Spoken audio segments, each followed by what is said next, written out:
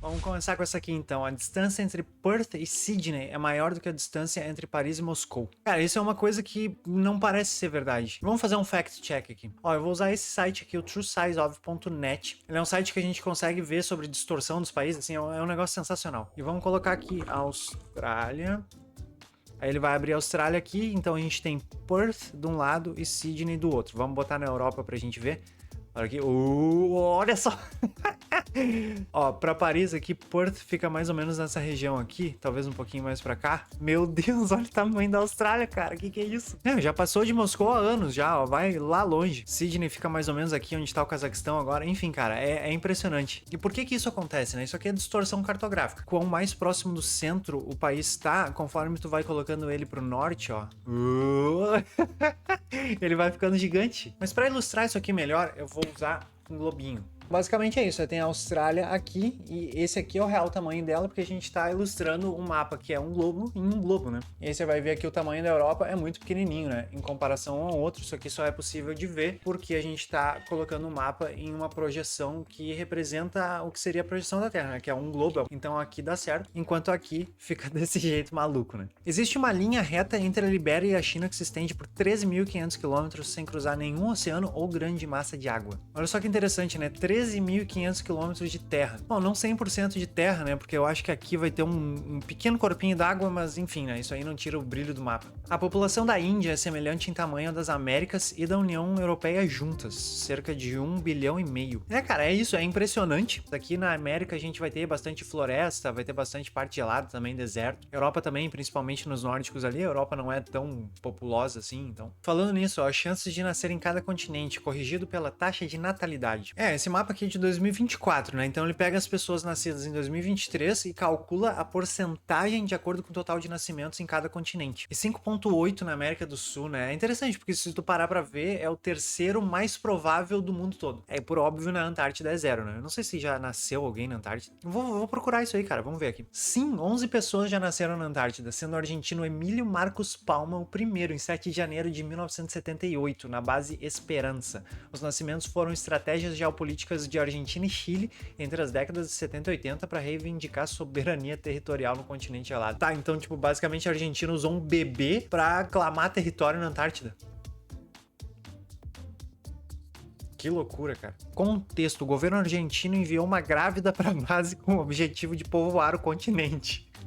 Como assim, cara? Povoar o continente com uma grávida? Qual era o nome dessa grávida? Eva? Índia mapeada pelo primeiro idioma. Faz sentido a Índia ter vários idiomas, né, dentro do país, porque, que nem a gente viu antes ali, 1,5 bilhão de pessoas, então é muita gente, vai ter muito idioma mesmo. Mas o mais legal disso aí é que esses idiomas têm alfabetos diferentes, né? A Índia tem vários alfabetos dentro da Índia. Vai ter uma variação pequena, outra ali entre um e outro, e a língua franca, obviamente, é o inglês. A Turquia faz fronteira com 7 países que falam 7 línguas diferentes. Nossa, cara, olha só. Um dos mapas mais curiosos até agora, hein? 7 fronteiras, 7 idiomas diferentes. Mas na real, o que eu acho que é mais impressionante nesse caso é que não são só 7 idiomas, né? São 7 alfabetos diferentes. São alfabetos, cara. É muito louco isso. Você tem aqui Bulgária, Cirílico, Grécia, né? Tem o alfabeto grego. Aqui é Geórgia, eu acho, né? Tem o... Não lembro o nome desse alfabeto aqui. Aqui é Armênia, que não sei o nome do alfabeto. Aqui é Azerbaijão, eu acho, né? O alfabeto latino. Aqui é Persa. Quem é que tá aqui? Paquistão? Esqueci quem é que tá aqui. E aqui eu acho que é a Síria, né? Árabe. Tem outro país aqui também, me esqueci qual é. Enfim, tinha a legenda aqui do lado. Enfim, é isso aí. Como os furacões são chamados em diferentes partes do mundo? Bom, basicamente, então, o que o mapa quer dizer é que depende de onde o fenômeno acontece, mas basicamente eles são a mesma coisa, só muda o nome. E eu não sabia, cara. Eu, na minha ignorância científica, pra mim, se o nome é diferente é porque o fenômeno era diferente, tinha alguma característica diferente, enfim, parece que só a localização mesmo. Aqui o tufão aparentemente engoliu o Japão. E lembrando que existe o tornado também, né? Mas o tornado aí, realmente, esse aí eu sei que é menorzinho, né? É uma localização geográfica um pouco menor e dura bem pouquinho também, né? Alguns minutos, às vezes. O que as pessoas disseram em 2013 quando perguntadas qual país representa a maior ameaça à paz mundial? Um mapa mundi centrado na Argentina. Pois é, né, cara? Eu vejo que isso aqui muita gente não entende, né? Tipo assim, a Terra é um globo, né? Tipo, lembra do globinho? Tipo, ó, globinho. É um globo, não é plana, é um globo. Então, basicamente, tu pega um lugar aqui e tu coloca no meio, né? Porque tu tá fazendo uma representação do globo. Eles quiseram colocar a Europa no meio, né? Aleatório. Mas aqui a gente tem uma centralização diferente, né? Tipo, é bem bonita, né? O Brasilzão ali no meio também fica legal. E tem esse aqui também, mapa mundi centrado na Nova Zelândia. E percebe que nos dois mapas a gente gente tem uma noção muito melhor do que é a dimensão do Oceano Pacífico, né? E ali a Antártida, ó, bem pequenininha. Outra percepção errada que a gente tem também do tamanho dela, né? Por causa do mapa plano. Não, e pior que se tu mostra algum desses mapas aqui para estadunidense, capaz deles nunca conseguirem encontrar os Estados Unidos. Mapa para o Halloween. Todos os castelos da Europa. Pô, que legal isso aqui, né? Todos os castelos da Europa. França e Bélgica ali com muitos castelos. Muito bacana. Ah, eu vou falar. Isso aqui é uma das coisas da Europa que eu queria na América, cara. Eu acho castelo um negócio muito legal. Esses castelos antigos aí, 1200 e pouco. Eu pessoalmente conheço um castelo, né? Eu vou até mostrar pra vocês. Que é esse aqui na super charmosa praia de Imbé, como vocês podem ver. Assim, ele não é um super castelo europeu, né? Também não deve ser tão antigo quanto aqueles de lá, mas enfim, é um castelinho bem bonito. 15 de outubro de 2019 a 1º de novembro de 2021. Famílias indianas com acesso à água encanada. Pô, interessante, né? 16% em 2019 para 43% em 2021. 2 anos. E assim, a gente viu antes, né? 1,5 bilhão de pessoas. É muita gente. Só para dar um contexto atual aí para fins de atualização, né? Dei uma olhada aqui em 2025, esse programa aí de água encanada na Índia já foi para 80% da população. Então é muito legal isso, mas tem que lembrar, 80% quer dizer que falta 20, e 20% de 1,5 bilhão é muita gente. Países da Ásia que reconhecem o casamento entre pessoas do mesmo sexo a nível nacional. Então, parece pouco, né? Aqui o mapa só mostra Taiwan, mas vamos fazer uma pequena correção aqui, porque teve reforma no Nepal recentemente, então eles estavam reconhecendo o casamento judicial e legislativo, então é mais um país, e é legalizado na Tailândia desde 2025. Então assim, atualmente são 3, mas ainda falta muito país. E também não é nem pelo número de países, né, mas é a região do planeta que mais tem gente, né? Índia, China, Bangladesh, Indonésia, cara, é muita gente. Então imagina quantas pessoas poderiam se beneficiar disso, né? Infelizmente aí ainda não podem. E rapidinho, antes de continuar, só pra lembrar, se tu tá curtindo esse tipo de conteúdo, deixa o like aqui pra nós, isso me incentiva a querer fazer mais conteúdos como esse pra vocês. Idiomas mais estudados no Duolingo por país em 2025. Bom, por óbvio, o inglês já tá espalhado pelo mundo todo, a gente tem um pouco de espanhol em um outro lugar, francês, alemão e japonês. Normal. Acho que interessante isso aqui é a gente descobrir qual é o segundo idioma mais estudado nos países. Eu vou procurar isso aqui, vamos ver. Ó, encontrei aqui, ó, relatório de idiomas Duolingo 2025, vem do próprio blog do Duolingo. E aqui embaixo a gente tem uma tabela, né, número de países que estudam os segundos idiomas mais populares de 2025, e o nosso português aparece ali com 13 países. 13 países, daí tu pensa assim, nossa, né, português em vários pedacinhos do mundo espalhado, o pessoal tá aprendendo português, não sei o que e tal. Aí tu vai ver quais são esses países que estão aprendendo português. Aqui, ó, é a América Latina, né, cara, é isso. Bom, faz sentido, né, América Latina inteira vem pra cá, apesar de que o Brasil ali, ó, tá aprendendo espanhol como segundo idioma também, né, pra gente conseguir hablar com os hermanos, né. Eu tenho vários amigos venezuelanos, então eu sei por experiência que eles realmente falam português muito bem, então o pessoal realmente tá estudando aí no Duolingo. Países que podem atingir qualquer lugar da Terra com um míssil.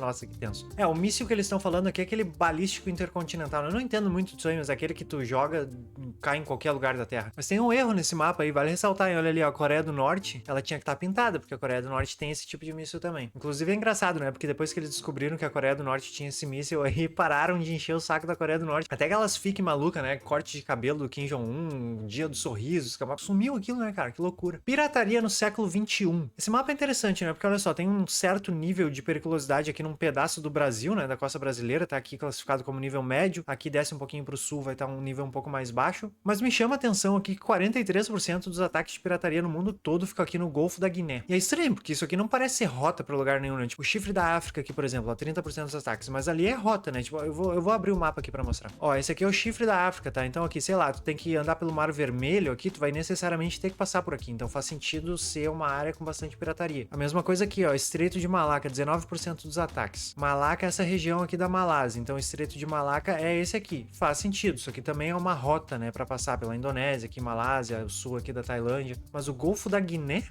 Enfim, não sei, cara, não é rota, mas sei lá, pode ser e eu não sei. A comida é um direito humano? Os Estados Unidos dizem que não. Registro de votação da ONU de 2005. É, cara, isso aí explica um pouco daquele outro mapa que a gente viu, né? Então você tem basicamente o mundo todo votando que sim. Alguns países africanos aqui faltaram na votação, não foram incluídos, não sei qual é a deles. E o único que votou não foi os Estados Unidos, aqui, como vocês podem ver, acompanhado aí pela abstenção do voto de Israel, que no fim acaba sendo um não também nesse caso. Mas olha só que curioso, né? Esse mapa aqui ele fala de uma votação da ONU de 2005. E eu fui atrás disso aqui, eu encontrei uma mais recente de 2017, olha só. Aqui, ó, no site da Biblioteca Digital da ONU. E eles novamente levantaram uma votação, isso aí em 2017. E eu dei uma pesquisada aqui nessa biblioteca e eu descobri que tem a ata dessa votação. E aí vocês percebem aqui, ó, todos os países novamente votando que sim e só 2 que votaram que não. Esse aqui e esse aqui. E digo mais, eu fui mais longe na pesquisa, eu encontrei a resposta dos Estados Unidos sobre por que eles não consideram comida um direito básico humano. Eles postaram essa resposta aqui no site da Missão às Organizações Internacionais em Genebra, que grosso modo é uma embaixada americana, só que em vez de ser uma embaixada para um país, é uma embaixada para a ONU. E aqui no meio desse blá blá blá deles, eles estão citando como um dos motivos pro não deles, porque essas regulações queriam mexer ali em regulações sobre pesticidas e tal, ficou um negócio meio tipo, mas como assim? Vocês querem controlar o uso de pesticida agora? Vocês querem deixar as pessoas mais saudáveis agora?